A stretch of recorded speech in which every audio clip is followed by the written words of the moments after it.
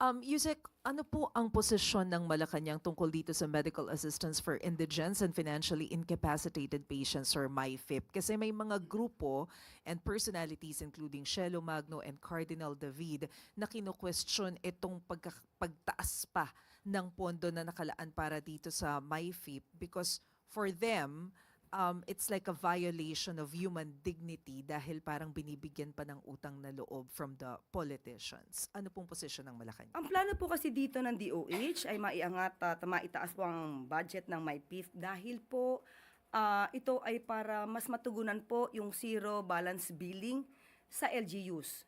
May mga ospital po dito na hindi po kaugnay ng DOH hospitals at nais pong palawakin pa ang serbisyo sa ating mga mamamayan sa pamamagitan po ng pagbibigay din po ng zero balance billing sa LGU hospitals. Hindi po ito idadaan sa mga politiko. Ito po ay manggagaling din po sa DOH.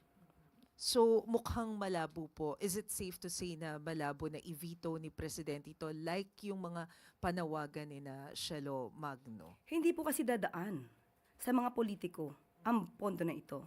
Dediretso po ito sa local government units, sa LGU hospitals, at ang magpapatupad din po nito ay DOH.